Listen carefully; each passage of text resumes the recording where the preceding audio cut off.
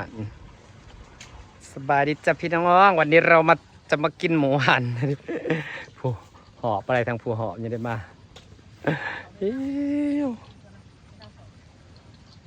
ถึงนาเจดอกไม้แต่จ้ะพี่น้องผมกำลังเตรียมเห็ดหมูมันจะกินหมูมันจะกินสินอไม้มิแต่เนี้ยอยากโอ้ย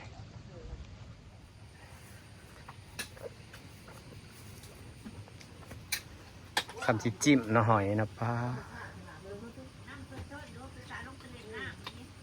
โพดมันแห้งโพดมันขุ่นจังหวะ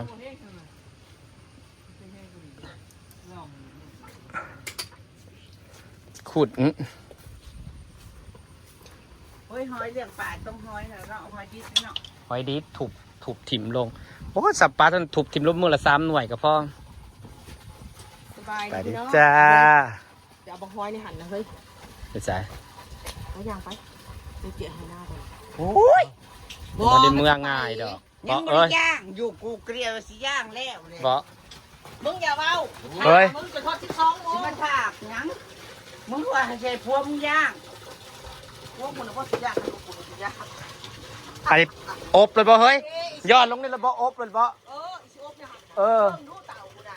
มีเตาอบเลยเฮ้ยมันมาแล้วมันฆ่าอย่างเดียวมาสิอบได้มันโต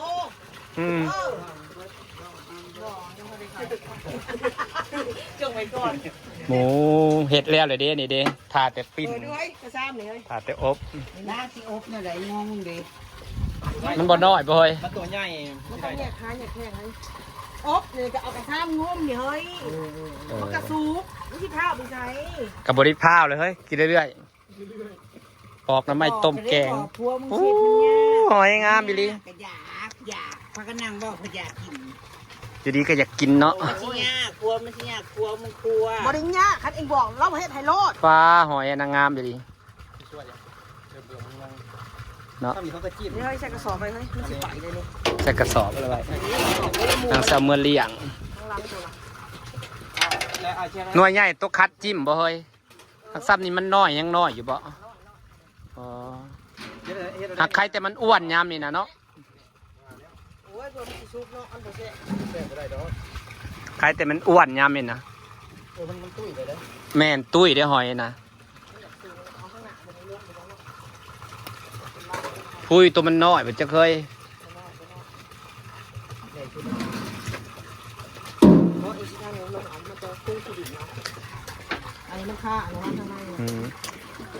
นี่กันละ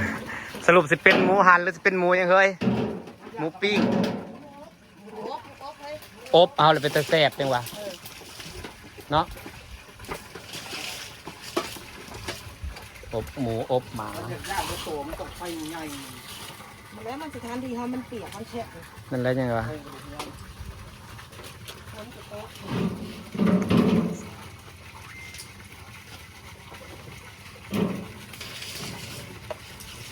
ห้ละบ่ตะเล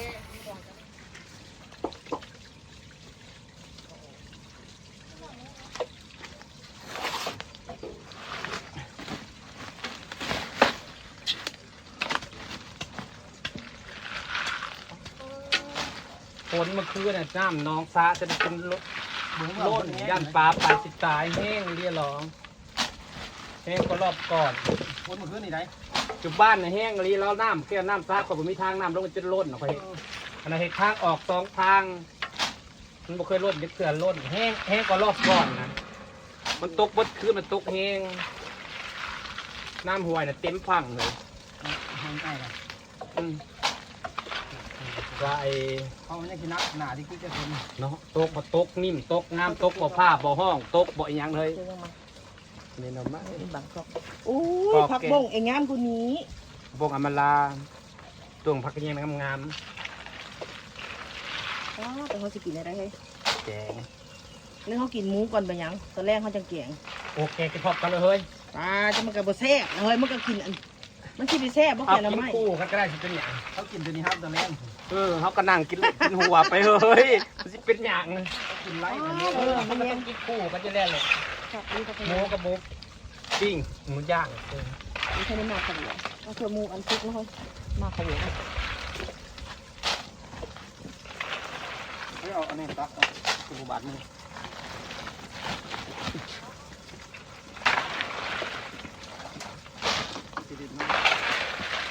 ฮ็ดใส่เจ้ากินก่อน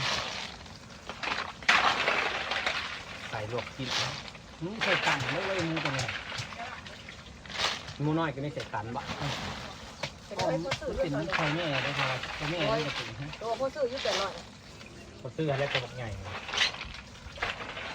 มีเขาไอ้ หมูตัวบักใหญ่ ราคาเรื่องเอาตัวใหญ่มันมี2ตัว 8 โลก็ได้นะตัวบักใหญ่ โอเคหมูเขาบริขายมันขายยากผักไว้ให้สวยพี่น้อง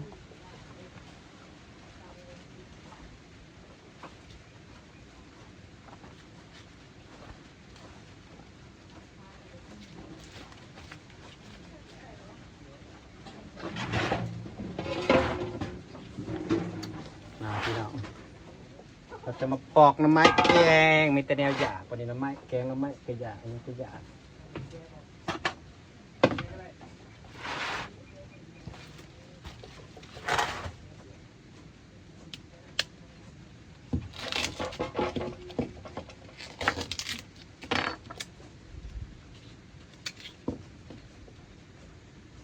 หอมผักกระแยงเลย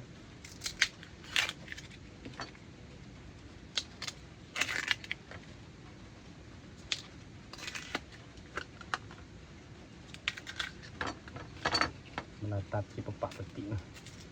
เห็ดยังไง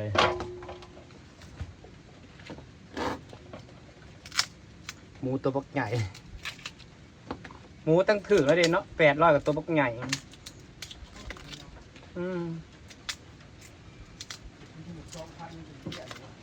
แต่ก่อนเด้ปลอดออกมา1,500 2,000ถ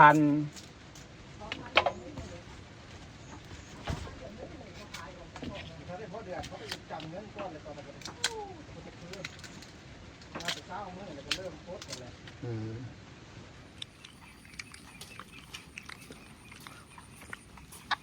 ที่จะกินในก้อนเลยแต่ที่กินก็ได้ก็กินก็ ลองทองด้วยมกกุ้งจ้ะกับใส่ฟังแล้วกำลังย่างก็เรียกโพด2 หน่วยบ้าง แห้งเลยไผ่ แห้งบ่ โอ้ยก็เบิ่งมันใหม่มามันกระเทียมนะ แห้งแล้วมันใหม่เลย มันสิใหม่ก่อนชุกอ่อนช่ำนี่ก่อนเบิ่งไฟมันยังอันนี้มัน ไม่ ยัง ใช่ มัน ละ ขึ้น ดิ่งอันนั้นมันเนาะมันจะ ไฟมันล้อมขึ้นบัดเดียวเลย แล้วพายมันขึ้นทางนี้เนาะ แห้งนักแห้งไฟสิใหม่ไว้ เจ้าไฟมันแห้งหมดเจ้าว่ามัน โอ๊บยังบ่ไม้ โอ้ไม่ได้มูดิกู ลองเป็นมูริโกด้วยเฮ้ย เป็นทำมันของมูดำโอ้ยตอนจริงใจ หอยกระเต็มนี่เฮ้ยทำไมมาเสียบย่างเลย ทุกเลย กับแก้มก็สีขาหอม นี่ร้อน ปีนึง ไฟเดินห่อ ๆเหมือน มันเป็นผมแห้งของไฟ ย่างบูแล้วจังสีอันนี้เปลือบประกาศเสียบไม่ย่างเลยแสบ ข้างดูบอกกุ้งมันบอกคืออีกกระซิวเนาะซิวมันจะออกแซ่บกว่า ๆเหมือนปอกซิวมันสีนุ่นกุ้งมันอยากเป็นแห้งๆเป็นแบบ กุ้งมันต้องก้อย ตัวนี้กูจะมันตายมาเลย มันบดสดมันบ่เป็นตะก้อยมันขาวเนาะ มันตายปนกันก็เลยมกซะ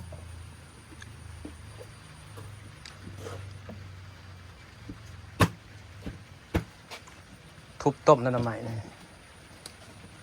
โอ้ยแนวกินหลายขนาดพี่น้อง มันจะไม่กินเลย ผลมาแนวกินหลายอย่างเราจะกินอะไรดีวันนี้มีทั้งมกมีทั้งเมกมีทั้งหมูหักหมูปิ้งหมูหัน ปิ๊กครับ ตามแม่หอยนะเฮ้ย ชิมหน่อยกันเอามาลาไปจอบไปย่อมังหอยไปเฮ้ย สิได้เยอะยังไม่กล่องหน่อยจะทำอะไรไม่หันนะ สวยๆเลยจ้าวันนี้ย่างหมู เลยสียานั่งไว้ ย่างหมูแกงหน่อไม้แนวเสียบพี่น้องมื้อนี้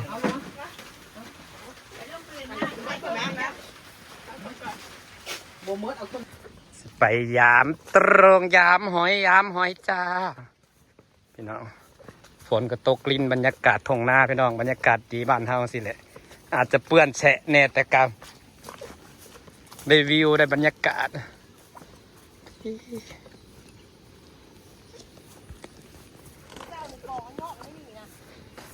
อ๋อมันอันนี้บ่มันปีนมาบ่ อ๋อก องเอาเหยาะอยู่มือเช้านี่นะใส่เด้ เด้ ไปให้นี่เด้ เด้มันก็เต็มอยู่เด้อ๋อ ได้อีกผู้ดำหนึ่งเอ็มมาเก็บแล้วเถอะนะใส่ผมจะรถเขา เอาต้นไม้ใหญ่พอไปจิ้มนะ เถอะไปน้อยๆไปให้เก็บกิน อ๋อมันหลายคือว่าอะไรเนาะเฮ้ย มันจะมีปนผีปนเสียน้ำกันห้อยนะ คือกินข่าวบ่ กินให้เขาไปน้อยๆกินถ้ามันแก่แล้วมันก็บุกกินเลย มันก็วิทย์มันก็บอกกินก็บอกเกินน้องเนาะขึ้นอยู่ที่เราดูแลเอานี่แหละผลดีมันก็คือเก็บไปขายนี่แหละ เรื่องใหญ่เลย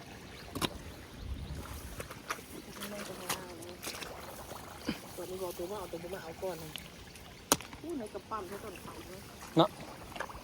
จับกำๆอยู่ใช่บอลแยงนะนางกับฝนตกก็ไปเกี่ยวหญ้าให้ลูกนางนะฮะเกี่ยวหญ้าให้ลูกนาง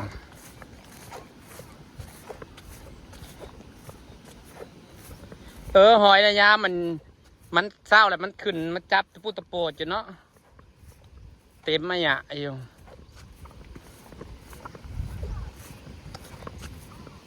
นี่โตอ่อนนี่เกี่ยวเนี่ยเฮ้ยต้นนี่นะสะบังงามเท่านี้นะ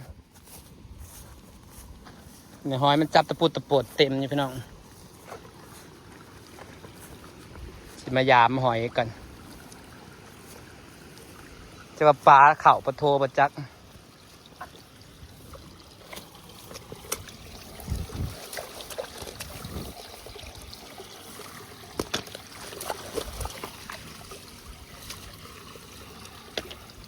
อันนี้คือส่วนเจ้าของ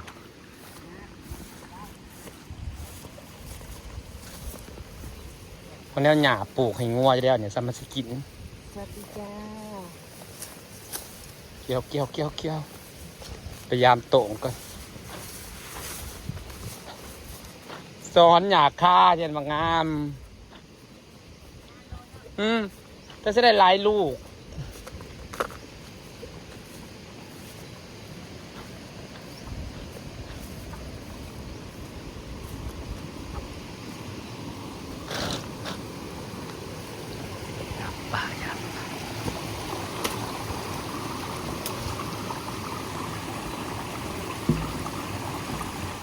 เด้อฝนตกกะเกี่ยว ได้แต่หอยยังไงหอยมันเป็นยามปลาลงเฮ้ยนอกจากน้ำแห้งเลยน้ำผัดมันลงอันนี้ไปกอดฝนตกพี่น้อง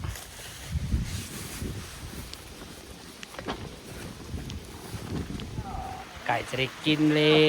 ยอันนี้จ้าย่างหมูจ้าพี่น้องเนื้อยั่วตัวบักใหญ่บรรยากาศฝนตกลินนะจ๊ะ